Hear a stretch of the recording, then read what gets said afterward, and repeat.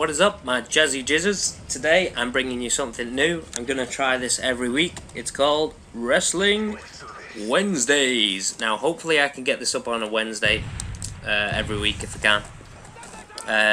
Because I'm in the UK, I can't watch Raw on the Monday night. I have to watch it on Tuesday. So hopefully this Wrestling Wednesday will be good. And in this first edition of this legendary series that is definitely going to be legendary, I don't know what you mean, it's going to be stupid.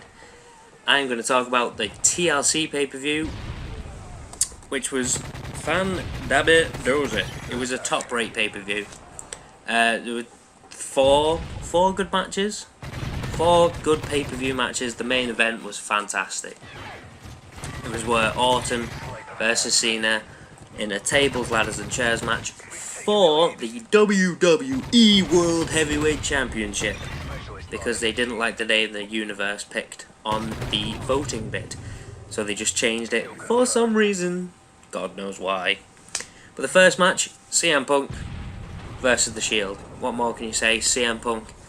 It was just a standard handicap match really, but CM Punk with the win. I was really expecting The Shield to win and Daniel Bryan to beat the Wyatts. I was expecting it to be the other way around, because you can only have you can either have CM Punk beating the Shield or Bryan beating the Wyatts. You couldn't have CM Punk and Bryan beating both of those factions, because that would just be ridiculous.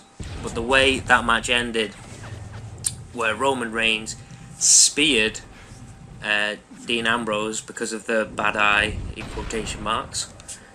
It's leading up to the end of the Shield, which they're doing it great. They're doing it slowly.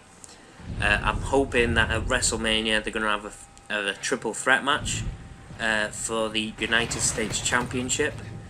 That would be fantastic. And then you could have Roman Reigns winning with the spear, and then you can give him his singles push, and maybe put the other two as, you can put Roman Reigns as a face and then put the other two as dirty heels, and carry on that way. But Roman Reigns is probably one of the guys for the future. He's pretty good, the way he had that big Survivor Series a while ago where he eliminated 4 people with that spear. It was, you know, he's gonna be pushed with the WWE machine behind him.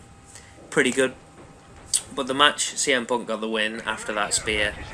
So that was a good match. Pay-per-view. It wasn't the best pay-per-view match, but you know, worthy of a pay-per-view. Then you had a Divas match. I won't talk about that. You had Big E Langston versus Damien Sandow, the intellectual savior of the masses. You're welcome. Now, Big E Langston, he is big, and we all know Vince McMahon loves big men, and Big E Langston has big boobs, big massive boobs. I'm pretty sure Vince loves big boobs. But Big E Langston is going to be a guy for the future because he's big. You know, McMahon doesn't want Bryan, you know, being the face of the WWE because he's small, tiny, looks like a troll. Not an internet troll, an under the bridge type of troll. So he wants big, brute men to be his world championship face of the WWE, whatever you call it. But Big E Langston's getting a big push right now. He's doing well. He's not too good in his mic skills. Like, you can see him on commentary just being like, "Yes, I look forward to facing him. Yes, hello, I'm a good person." He doesn't really have any personality like that, so he needs to work on that. He needs to get trained up. And if he does do that, he can be really big in the future. Now the next match was for the tag team titles. The Rhodes Brothers, Rey Mysterio and Big Show, Ryback, the Real Americans. It was a great match. Probably the second best match of the night. A great pay-per-view match. Goldust did amazing in the ring. He was fantastic in the ring. He stayed in there for ages. He was the whipping boy. He was the main part of the match. And they got Ryback out of there straight away, which is what they needed to do. They were by far the weakest tag team out of all of them, and it came down to a great ending with Rhodes doing the crossroads to Rey Mysterio. That got the crowd pumped. That was a great match, but the sloppy "Are you okay, Ray?" at the end was a bit. John Bradshaw Layfield got it correct. It was a bit gay. It's a competition. You're supposed to beat each other up. So yeah, shout out to JBL there. After this, it was 2 awful matches. Kofi Kingston, The Miz, R-Truth, Brodus Clay. Not even going to touch on them.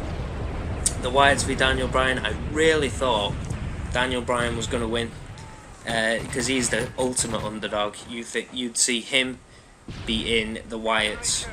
If it was anybody, it'd be Daniel Bryan that had beat them with a big surge right at the end, throw them everywhere.